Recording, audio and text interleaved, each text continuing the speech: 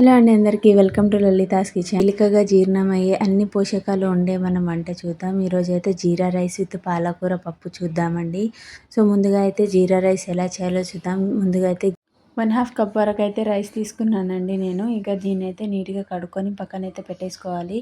So ముందుగా అయితే ఒక గిన్నె పెట్టి అందులో అయితే ఆయిల్ వేసుకోవాలి.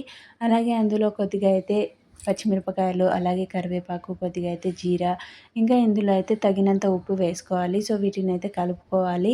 ఇలా కాసేపు ఫ్రై అయ్యాక ఇందులో అయితే నేను 3 గ్లాసెస్ వరకు అయితే వాటర్ వేసుకుంటున్నాను. ఎందుకంటే 1/2 కప్ వరకు రైస్ కదా, సో అందుకోసమని 3 గ్లాసెస్ వాటర్ వేసుకుంటున్నాను. సో ఇలాగ వేసుకున్న తర్వాతనైతే ఇక మూత పెట్టేద్దాం. సో ఇదైతే ఉడుకుతుందో లేదో అయితే ఒకసారి అయితే చూద్దామండి. సో ఇదైతే ఉడుకుతుంది కదా, ఇక మనం రైస్ వేసుకోవచ్చు. సో నేనైతే వాటర్ పంపేసి ఇంకా రైస్ వేసుకుంటున్నాను. ఇక ఇదైతే ఒకసారి కలిపి ఇంకా మూత పెట్టేద్దాం. సో ఇదైతే ఉడుకుతుందండి. ఇలాగైతే మధ్యలో ఒకసారి అయితే అలాగ కలుపుతూ ఉండాలి, లేదంటే కింద అతుక్కుంటుందండి. సో ఇలాగైతే ఒకసారి చూద్దాం ఫైనల్కి వచ్చిందో లేదో. ఇదైతే అయిపోయిందండి. సో మనం ఇక రైస్ని అయితే పక్కన పెట్టేద్దాం. సో జీరా రైస్ అయితే చాలా సింపుల్గా ప్రిపేర్ అయింది కదా. ఇంకా మనమైతే పప్పు కోసం అని చూద్దామండి. సో 1 గ్లాస్ అయితే కందిపప్పు అయితే 1 గ్లాస్ అయితే పెసరపప్పు తీసుకున్నాను.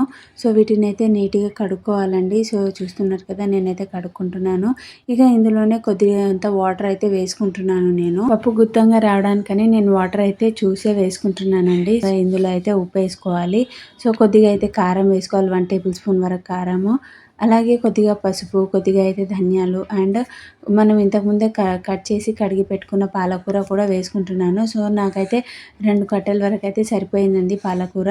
అండ్ ఇందులో ఫైనల్గా ఆయిల్ పెట్టుకొని ఇంకా మూత పెట్టేయాలండి. సో దీన్ని అయితే ఇంకా గ్యాస్ మీద పెట్టేద్దాం. సో ఇలాగైతే ఒక 2 విజిల్స్ వచ్చే వరకు చూసుకోవాలి. 2 విజిల్స్కి అయితే ఉడికిపోతుందండి మనం చేసే క్వాంటిటీకి. సో చూస్తున్నారు కదా, ఇదైతే అయిపోయింది కదా. ఒకసారి అయితే తిప్పేసి ఇంకా మనం పప్పు గుత్తి ఉంటుంది కదా, దాంతో కొద్దిసేపు అయితే రుబ్బుకోవాలండి పప్పుని. ఇన్ కేస్ మనకు కొంచెం ఉడకలేదు అంటే కూడా దాంట్లోనే మనం రుబ్బేస్తే ఏం ప్రాబ్లం ఉండదు. ఇంకా ఇందులో సో చింతపండు రసం వేసుకొని ఇలా కలుపుకొని పక్కన పెట్టేద్దాం. ఇంకా మరొక బాణీ పెట్టి అందులో 2 టేబుల్ స్పూన్స్ వరకు అయితే ఆయిల్ వేసుకుందామండి. ఇక ఇందులోనే ఒక 2 పచ్చిమిరపకాయలు, అలాగే ఎండుమిరపకాయలు, ఆనియన్స్ కొద్దిగా, ఇంకా 7, 8 వరకు వెల్లుల్లి రెబ్బలు కూడా వేసుకోవాలండి. సో ఇవన్నీ అయితే ఆయిల్లో ఫ్రై కానివ్వాలి.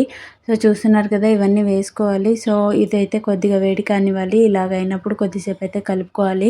ఆనియన్స్ అయితే కాస్త గోల్డెన్ బ్రౌన్ వచ్చింది అంటే చాలు.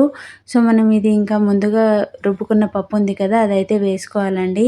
సో ఇంతేనండి, చాలా ఈజీగా అయితే ప్రిపేర్ అవుతుంది పాలకూర పప్పు. మనం ఈ పప్పులో అయితే టమాటో యూజ్ చేయలేదు, ఎందుకంటే పాలకూర యూజ్ చేసాం కాబట్టి టమాటో యూజ్ చేయడం అవసరం ఉండదండి. అండ్ పాలకూర కూడా చాలా హెల్త్ బెనిఫిట్స్ ఉంటాయి. సో వీటి వల్ల మనకి జీర్ణక్రియ కూడా చాలా సులభంగా జరుగుతుంది. అలాగే ఎముకలు కూడా బలంగా ఉంటాయి. అండ్ చిన్నపిల్లలకైతే చాలా హెల్త్ బెనిఫిట్స్ కూడా అండి. సో మీరు ఒకసారి అయితే ట్రై చేయండి. అండ్ మనకు పప్పు గుత్తంగా రావాలి అంటే మనం స్టార్టింగ్లోనే పప్పులో వాటర్ అనేది తక్కువగానే వేసుకోవాలండి. సో అలాగైతేనే మనకు కాస్త గుత్తంగా వస్తుంది. సో పాలకూర కూడా కొంచెం ఎక్కువనే వేసుకోవచ్చు, సేమ్ ప్రాబ్లం ఉండదు. సో చూస్తున్నారు కదా, ఇక పాలకూర పప్పు అయితే ప్రిపేర్ అయిపోయిందండి. సో ఇంతేనండి, చాలా ఈజీగా అయితే ప్రిపేర్ అవుతుంది.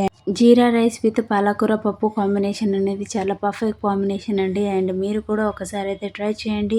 మీకు ఎలా కుదిరింది అనేది కమెంట్ చేయండి. సబ్స్క్రైబ్ చేయడం మర్చిపోకండి. And thank you for supporting మీ. సో మీ కమెంట్సే నాకు చాలా బూస్టప్ ఇస్తుందండి. So thank you for watching.